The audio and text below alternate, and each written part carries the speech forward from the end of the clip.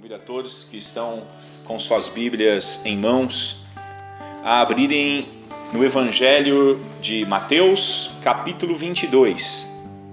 Nós vamos ler o versículo 14, que é o tema da nossa reflexão na palavra esta noite.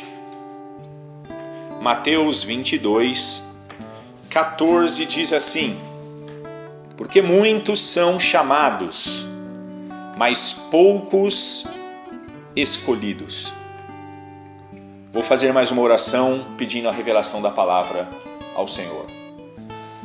Santo Deus, Senhor absoluto da palavra, que o Teu Espírito que habita em nós possa fluir de tal maneira que não só nós que estamos aqui neste local, mas todos aqueles que nos acompanham pela internet, pelo Facebook, aqueles que vão ouvir a Tua mensagem depois, que será gravada, meu Deus, possam ser tocados e possam, naquele momento, se alimentar das coisas que não são desta vida.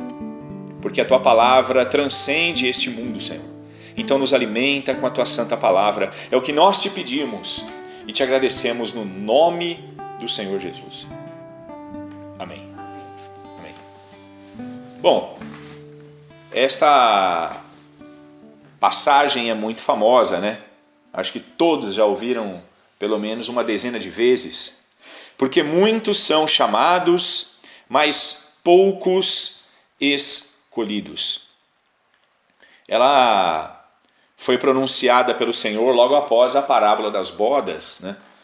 E aquilo que Jesus diz, nós precisamos de aprender uma questão, uma regra. Aquilo que Jesus diz, aquilo que Ele afirma, é baseado na revelação que Ele tinha do Pai. Se Jesus disse que muitos serão chamados e poucos escolhidos, é porque Ele já viu no futuro o resultado que o Evangelho, que a pregação do Evangelho, que o Evangelho que foi levado, que será levado a todas as nações, terá. E é triste esse saldo, porque a matemática do versículo diz que muitos são chamados. É uma multidão de bilhões de pessoas. Porém, poucas destas pessoas serão escolhidas. Eu fico pensando, muitas vezes, a tristeza de Deus no fato de saber de tudo isso. Mas Deus, ainda assim, vai continuar, mesmo sabendo do fim, do resultado final, vai continuar chamando a cada pessoa desta terra. O amor dele é para todos, mas nem todos querem absorver, viver, desfrutar desse amor. Eu quero usar aqui uma alegoria para que nós consigamos compreender essa questão de muitos chamados, poucos escolhidos. Vamos dizer que qualquer um de nós aqui tenhamos uma empresa. Vamos dizer que nós abrimos uma empresa e nós vamos começar essa empresa com 20 funcionários, que é a nossa capacidade inicial. Você é o dono da empresa e tem 20 funcionários que você chamou para trabalhar e eles estão trabalhando para você. No entanto, daqui 3 meses a sua empresa começou a prosperar, a crescer. No entanto, agora não dá mais para você ser o dono, o administrador, o vendedor dos produtos. Você precisa de começar a organizar esta empresa, então, com pelo menos uma gerência. E você chega nas 20 pessoas que você chamou e vai analisar cada uma delas para saber qual delas será separada para o cargo da gerência. Qual delas será separada, então, para o cargo da administração. E quando você pega essas pessoas, você vê que uma delas tem a mania de chegar atrasado todos os dias. Outra dessas 20 reclama de tudo. Já outra, toda sexta-feira e um dia antes do feriado, ela fica doente e pega um atestado médico. Mas tem uma pessoa ali que se destaca dentre as outras. Ela é uma pessoa que chega antes do horário, que se precisar dela, ela está ali à disposição. É uma pessoa que tem uma visão, que limpa a área de serviço, que ajuda outros. Ela é diferente da maioria das pessoas que estão ali, porque parece que dentre todas, ela tem não só esse destaque, mas ela tem esse brilho, essa capacidade de liderar, ela tem esta capacidade intrínseca a ela, que faz parte da natureza dela, de ser sincera, de ser autêntica, de ser uma pessoa esforçada. Não é que ela queira aparecer, ela é naturalmente assim. É óbvio que você vai chamar esta pessoa para gerenciar, para administrar essa sua empresa. Quando nós falamos no reino de Deus, Deus chama todas as pessoas da terra, os convida para a vida eterna. Dá a eles um convite timbrado com o sangue do Filho dele, dizendo: olha, venham participar das bodas, venham participar da glória celeste. E no início todas elas disseram: eu quero, é bom, isso é maravilhoso, eu quero participar. E ela é tocada, ela se envolve, até que ela é ofendida por alguém, aí ela se magoa. A outra é aquela que, quando de repente as coisas começam a dar errado, ela começa a se distanciar do envolvimento do corpo de Cristo. Já uma outra começa muito bem, se envolvendo, disposta a fazer aquilo que Deus ordena, mas de repente ela se cansa porque ela não vê resultados palpáveis, ela não vê uma melhora, talvez na sua vida material ou na sua vida sentimental. Mas sempre há no meio das pessoas que se achegam a Cristo aquela que não tem tempo ruim. Ela está lá, já se passaram 30 anos de comunhão, 30 anos de envolvimento com a obra, e ela está lá, ela está envolvida. Ela tem aquele espírito voluntário. Não significa que ela seja melhor e por causa disso ela vai ser escolhida por Deus. Não. Significa que ela, pela própria espontaneidade de seu coração, resolveu mesmo desde o primeiro dia seguir a Cristo, amar a Cristo, louvar a Cristo. Tem pessoas que só louvam a Deus quando estão bem. Tem pessoas que só vão para a igreja quando tudo está normal ou pacificamente nos devidos lugares. Mas quando a tempestade chega, elas temem muitas vezes. Tem pessoas que parece que quando estão desempregadas, elas se envolvem, elas trabalham. Mas quando elas começam a trabalhar, parece que elas se esquecem da obra de Deus. E você não as vê mais. Não as vê mais. Elas não têm mais aquele entusiasmo e elas reclamam do desgaste do trabalho, reclamam de tudo. Ora, no início elas louvaram a Deus pelas portas abertas, mas elas não souberam administrar as coisas e agora elas estão lá sendo quase que empurradas. Há aquelas que, por qualquer motivo, saem da igreja e não voltam mais. No reino de Deus é assim. O Senhor tem visto muitas pessoas que o servem por religiosidade, outras por pressão, outras por influência, mas há pessoas que o servem em espírito e em verdade. Por isso, eu quero ler uma passagem bíblica que mostra que por pequenos detalhes, a diferença é gritante muitas vezes de uma pessoa para outra. Vamos para Lucas, Evangelho de Lucas, capítulo 17. Nós vamos para a passagem em que o Senhor Jesus cura 10 leprosos. Lucas, capítulo 17, a partir do versículo 11, nós vemos o relato deste milagre maravilhoso. Diz assim no versículo 11 em diante: E aconteceu que, indo eles a Jerusalém, passou pelo meio de Samaria e da Galiléia. E entrando numa certa aldeia, saíram-lhe ao encontro 10 homens leprosos, os quais pararam de longe e levantaram a voz, dizendo: Jesus, mestre, tem misericórdia de nós.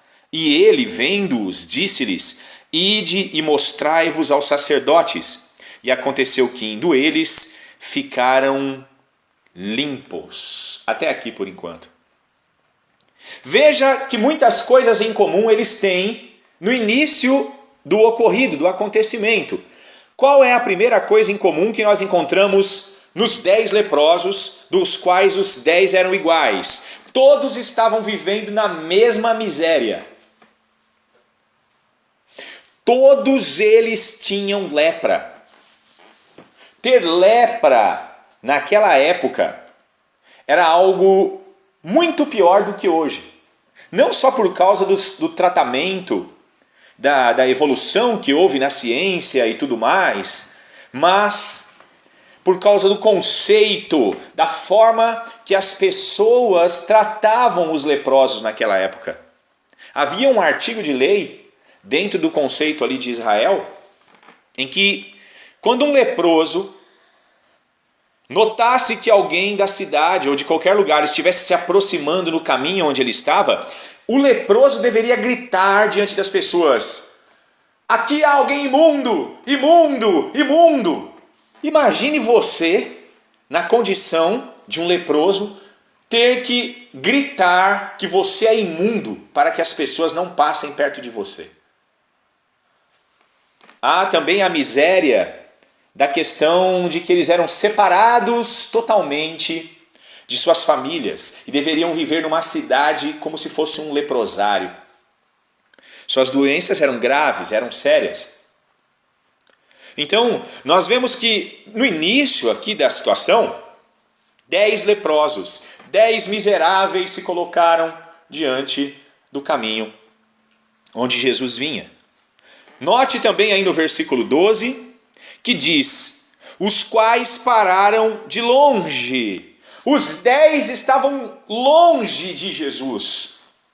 Até este dia aqui, os 10 viviam na miséria do pecado e na miséria da lepra. Todos eles estavam longe de Cristo, tanto geograficamente na distância, como também nas questões espirituais. Então, até aqui, nós vemos claramente pessoas que têm tudo em comum. Pessoas que estão agora se aproximando, de Cristo. Nós vemos mais uma questão no versículo 13 interessante. E levantaram a voz, dizendo. Eles todos clamaram no mesmo momento. Todos eles iniciaram ali aquela busca com o mesmo ímpeto, com a mesma força, com o mesmo sentimento. Todos chegaram e começaram bem. Todos eles gritaram por socorro com a sua força total. Nós vemos que até aqui na história todos estão tendo coisas em comum. São parecidos até aqui, têm os mesmos problemas, mas também têm as mesmas virtudes. Nós vemos também que eles dizem no versículo 13, Jesus, mestre, tem misericórdia de nós. Eles pediram e gritaram juntamente por socorro e por cura. Então nós vemos o quê? Que eles tinham todos fé. Todos eles viviam na mesma miséria, todos eles estavam distantes de Cristo, mas todos eles se propuseram a buscar o Senhor e todos eles gritaram junto com a mesma fé. Tudo em comum até aqui. Veja, muitos chamados. Muitos chamados, a mesma palavra para todos, talvez a mesma receptividade no coração de todos a princípio. E por fim nós vemos aqui o resultado que todos alcançaram. E Jesus vendo-os disse-lhes no versículo 14, ide e mostrai-vos aos sacerdotes. E aconteceu que indo eles, ficaram limpos. Todos alcançaram o milagre. Isto significa que todos tinham a mesma capacidade de crer em Jesus. Se criam que Jesus podia curá-los da lepra, também criam que Jesus poderia fazer qualquer outra coisa que viesse a prometer. Esse texto, quando diz que Jesus disse a eles, mostrai-vos aos sacerdotes, é porque a lei de Moisés ordenava que quando um leproso notasse que o seu corpo estava restaurado, que a sua enfermidade havia se passado, ele deveria, antes de ser incluído novamente na sociedade, se mostrar aos sacerdotes, para que os sacerdotes, que eram como juízes, vamos dizer assim, entre o povo, analisassem se realmente a lepra havia desaparecido, se ele estava curado. Se os sacerdotes vissem que a pessoa estava curada, sã, então os sacerdotes dariam ali a autenticação do milagre e esta pessoa poderia voltar para a sua família.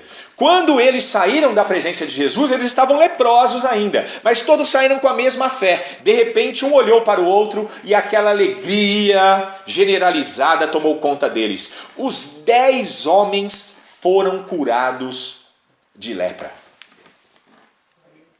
Aqui eu vejo a igreja, o reino de Deus, aquela amplitude de pessoas que estão ali com o mesmo propósito, que iniciam a carreira juntamente de mãos dadas, que estão ali crendo que o Senhor faz, porque Ele faz mesmo, porque Ele é poderoso. Mas nós falamos aqui da igualdade destes que são chamados. Os que são chamados são todos iguais, porque o Senhor ama a todos, e o Senhor quer salvar a todos. Mas do versículo 15 em diante, o texto começa a mostrar já não mais a igualdade dos 10, mas a diferença entre eles. E esta diferença, este detalhe, aonde vai culminar a história dos 10, haja uma diferença exorbitante, gritante. O saldo será completamente diferente. Eles começaram bem, todos estiveram juntos, no mesmo ímpeto, na mesma fé. Porém, agora, todos eles estarão com uma diferença gritante. Veja que interessante. Vamos ler aqui então o versículo 15 em diante, para vocês verem o que aconteceu.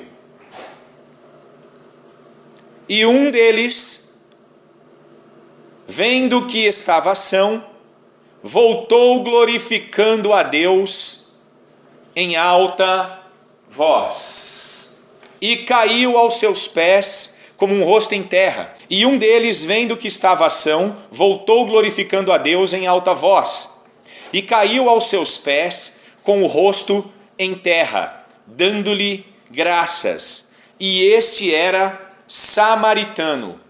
E respondendo Jesus disse: não foram 10 os limpos? E onde estão os 9? Não houve quem voltasse para dar glória a Deus, senão este estrangeiro? E disse-lhe: levanta-te e vai, a tua fé te salvou.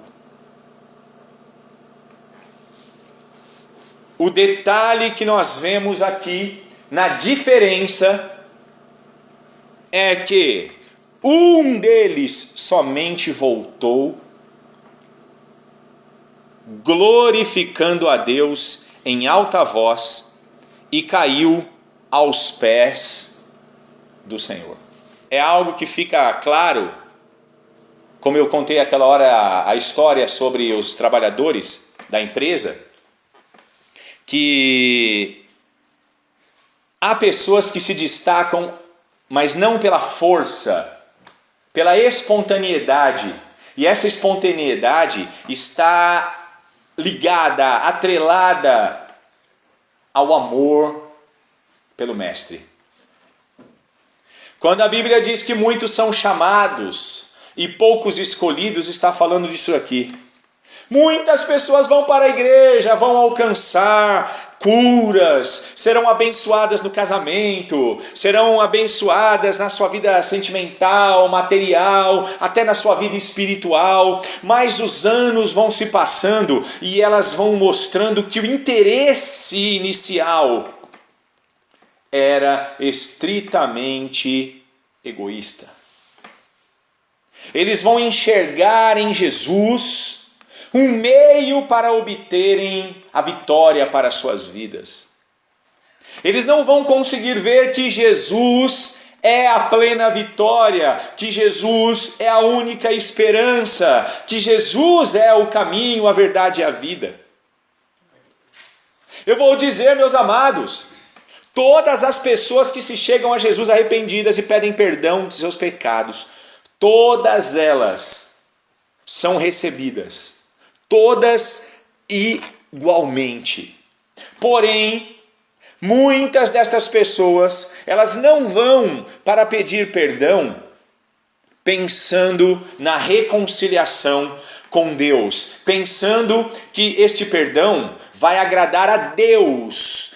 Elas muitas vezes vão pensando no próprio benefício.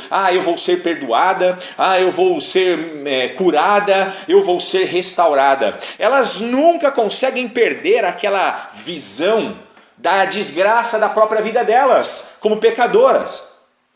O homem tende-se a chegar a Deus e entender que o grande problema está na relação dele com Deus, que ele ofendeu a Deus, que ele não tem mais crédito nenhum com Deus, que ele deve agora uma dívida impagável ao Senhor, e que o Senhor, pela sua graça, se propõe a perdoá-lo. Então o homem tende-se a chegar a Deus não para receber a cura ou a melhora da sua vida. Ele tende-se a chegar a Deus pedindo perdão pelos seus pecados, para que possa reativar, religar a sua comunhão com o Criador, para que o Criador possa novamente usá-lo, para que o Criador possa novamente ter prazer nele, e não ele ter mais prazer ainda na vida. É por isso que muitos não entendem quando Paulo disse que já não era mais ele quem vivia, mas Cristo vivia nele. Paulo morreu para que Cristo vivesse, e não se achegou a Cristo para que Paulo vivesse. Os 10 leprosos se achegaram a Jesus com o intuito de serem curados, eles desejaram isso. Todos os 10 foram curados, mas 9 deles acharam que já haviam conquistado o que precisavam. O que eles pensavam era em suas famílias, eram em voltar ao trabalho, eram em se tornar saudáveis para poder trabalhar, para poder construir, para poder amar, para poder viver, para poder se divertir. Mas um deles, após a cura, após o milagre, não conseguia se conter com aquele sentimento de gratidão, com aquele sentimento de dívida, com aquele sentimento de necessidade de beijar os pés, de adorar aos pés daquele que fez, com que ele tivesse novamente esperança, com que ele tivesse novamente vida, com que ele tivesse novamente saúde. Ele não pensou em si. Quando ele voltou, ele pensava em Cristo. E note uma coisa que poucas pessoas enxergam nesse texto. Quando ele voltou, o foco da história fica em Jesus, porque Jesus pergunta para ele: não foram 10 os limpos? Onde estão os 9? Veja que quando Deus faz alguma coisa para nós, Ele espera que a palavra, o poder, a glória da situação volte para Ele. Que a pessoa entenda que Ele fez aquilo para aprender que Ele é misericordioso, que Ele é bom, que Ele é digno de ser louvado, que Ele é digno de ser adorado. E não que a pessoa agradeça a Ele simplesmente no sentido: obrigado por ter me dado um empurrão, obrigado por ter me curado, agora eu vou viver a minha vida. Não, quando o homem conhece Jesus, não há mais nada nesta vida que possa ter maior valor.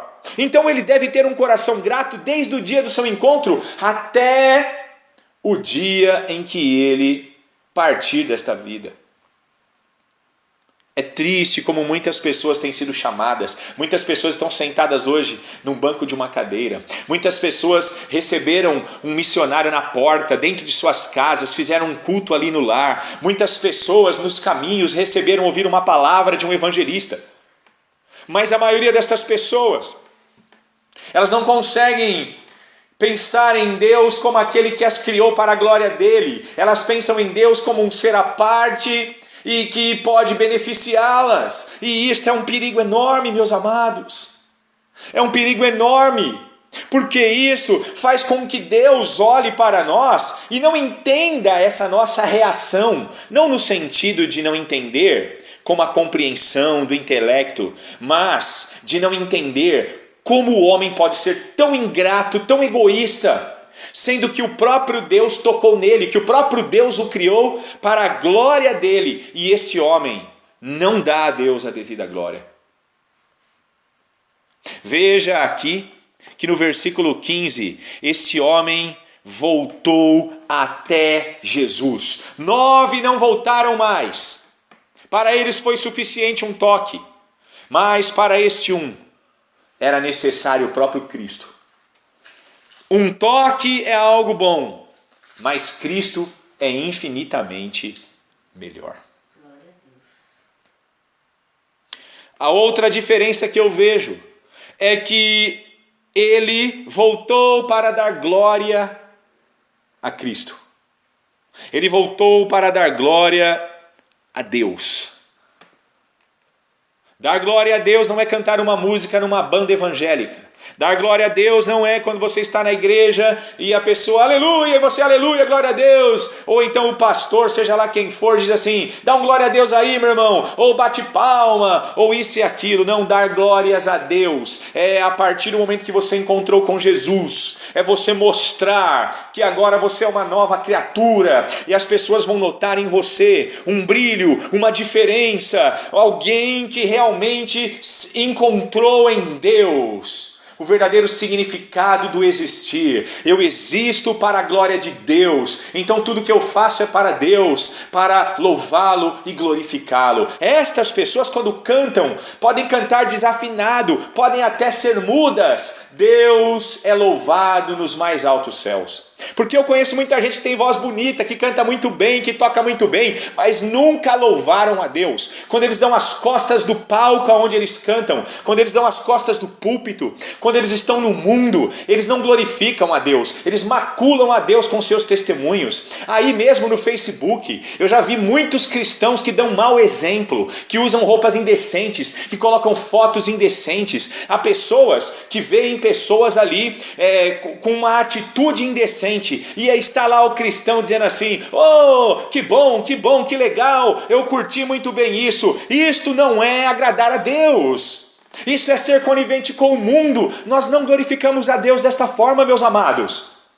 A mulher que expõe o seu corpo, seja lá no status do WhatsApp, ou mostrando tudo o que é, ou tudo o que tem, no Facebook, ou no Instagram, seja onde for, ela tem aquele intento de mostrar quem é. O homem quer ostentar ser alguma coisa. Nós não precisamos disso. Eu vou dizer uma coisa para vocês. Muitas pessoas, infelizmente, são como os 9 leprosos. Estão ali até o dia em que elas conseguirem tudo, o que elas querem. Depois elas vão abandonar o Senhor. Elas vão abandonar a Deus. Elas não vão louvá-lo mais. Elas desanimam, elas abandonam tudo e dão as costas. Este homem voltou, somente ele. Não importa se outros vão estar junto de você, não importa se todos caírem ao seu redor, não importa se todos escandalizarem o nome de Cristo, seja você aquele que vai voltar de pé e vai glorificar o seu nome. Nós não somos, como diz o mundo, Maria vai com as outras. Eu reconheço que Ele é o meu Salvador. O apóstolo Paulo, em 1 Coríntios 7, questiona mulheres e maridos, perguntando assim, ora, quem te garante, mulher, que vai salvar o teu marido? Ou quem garante a você, ó marido, que você vai poder salvar a sua esposa? Por que Paulo pergunta isso? Porque ele sabia que a salvação é individual. É individual porque nem todos têm a espontaneidade de amar a Deus de verdade. Meus amados, tem pessoas que vão entregar a vida a Cristo lá na juventude e vão amar ao Senhor Jesus até o último instante de suas vidas. Talvez vão morrer idosos, mas vão morrer com um testemunho, com um exemplo de que serviram ao Senhor. Mas muitos outros não. Muitos outros vão deixarem o Senhor no meio do caminho, porque o Senhor nunca verdadeiramente ocupou o trono de seus corações. E por último, o resultado foi diferente na vida deste um homem. Porque muitos serão chamados e poucos escolhidos. Veja o que Jesus disse para ele no versículo 19: levanta-te e vai, a tua fé te salvou. Note que os 10 foram curados, mas somente este que voltou para glorificar ao Senhor, somente esse que tinha um espírito de gratidão, em prontidão, somente esse que voltou com alegria por ter encontrado o Messias, o Salvador, este que voltou para adorá-lo, somente ele foi escolhido para a vida eterna. Todos os 10 foram chamados para isso, mas só um foi escolhido. E ele foi escolhido por quê? Porque ele era mais bonitinho? Porque ele era melhor? Não, ele foi escolhido porque ele foi o único que demonstrou amor, gratidão, espontaneidade na adoração, no louvor, humildade, reconhecimento da grandeza de Cristo. Estas coisas fazem toda a diferença na vida de um homem e de uma mulher. Todos nós que estamos ouvindo essa mensagem fomos chamados. Mas será que todos nós seremos escolhidos? Será que daqui 100 anos, quando todos nós estivermos mortos, todas as pessoas da terra estiverem mortas daqui a 100 anos, todas as pessoas que estão dentro das igrejas hoje, será que todas elas serão escolhidas? Eu posso dizer sem medo de errar, não.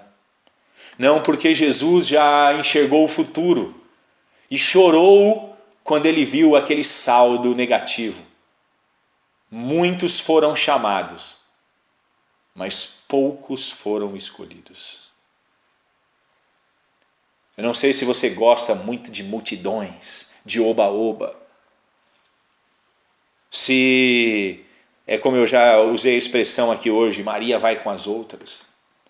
Cuidado, cuidado. Se todos pecarem, nem por isso você deve pecar. Se todos se escandalizam, nem por isso você deve se escandalizar. Se todos ao seu redor estão enfraquecendo, abandonando, deixando o barco, nem por isso saia da presença de Deus. Mantenha-se firme até o fim, meu amado, minha amada. Porque você verá que Jesus vai dizer, talvez para você um dia: eu chamei toda a sua família. Onde ela está? E você talvez vai dizer com lágrimas nos olhos: Senhor, só eu estou aqui. Eles não quiseram vir. Jesus vai dizer: tudo bem, meu filho. Tudo bem, minha serva. Entra para o gozo do teu Senhor. A tua fé te salvou. Receba a coroa da vida. Pais, mães e filhos, nós não vamos salvar ninguém. Só há uma pessoa que nós podemos contribuir literalmente para a salvação: nós mesmos. Nós mesmos. Todos nós fomos chamados, mas poucos de nós serão escolhidos. Eu espero que você e eu, espero que nós sejamos os escolhidos do Senhor. Amém? Querido Deus, muito obrigada por esse culto, Senhor, que nós venhamos ter entendido tudo que meu Pai explicou. Obrigado por essa pregação que nos ensinou muita coisa que a gente possa levar para o resto das nossas vidas.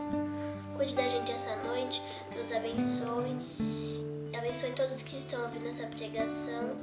Cuide da gente, acampe-se ao redor de cada casa que está aqui também. Cuide da gente em nome de Jesus. Amém. Amém.